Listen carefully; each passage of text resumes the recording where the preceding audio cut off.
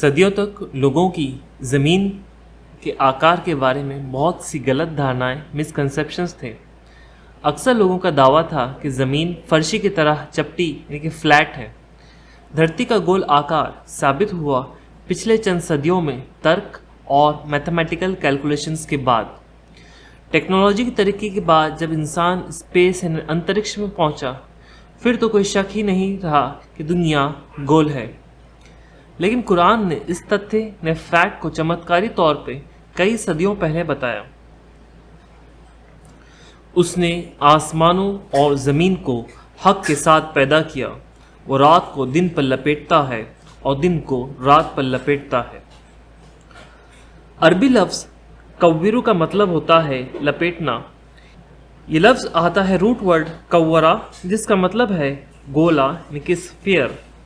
عربی زبان میں اس شبد کا عام طور سے استعمال ہوتا ہے سر پر امامہ یعنی پگڑی کو لپیٹے جانے کے لیے اور کسی بھی گول چیز پر کچھ لپیٹنے کے لیے۔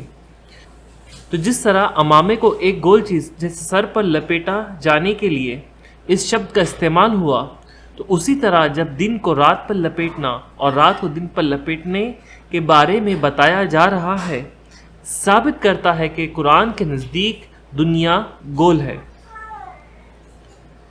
قرآن کی ایک اور آیت جو دھرتی کے گول آکار کی طرف اشارہ کرتی ہے وہ یہ ہے، اور اس کے بعد زمین کو پھیلایا۔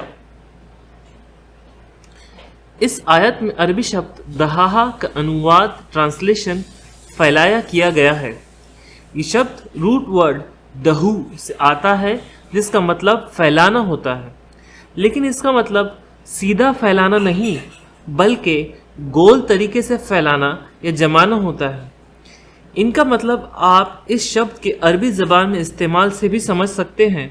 جیسے اس شبد کا استعمال ہوتا ہے جب بچے کسی گیند یعنی بال کو زمین کے گڈھے میں گراتے ہیں، یا وہ کھیل جس میں کنچوں سے کھیلا جاتا ہے یا اخروٹ سے کھیلے جانے والوں کھیلوں کے لیے۔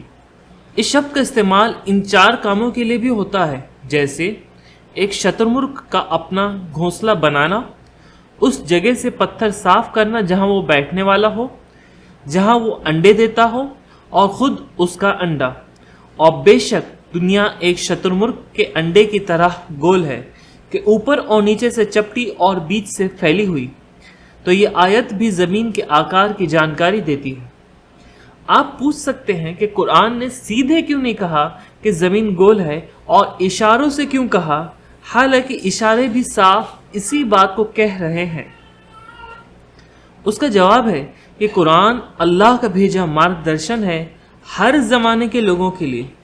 قرآن نے اس طرح کہا وہ اس لیے کہ جو لوگ ہم سے پہلے کے زمانے میں رہنے والے تھے، جو زمین کے گول آکار کو سمجھ نہیں پاتے تھے، وہ کہیں اپنی ناسمجھی کی وجہ سے قرآن کو جھٹلا نہ بیٹھے۔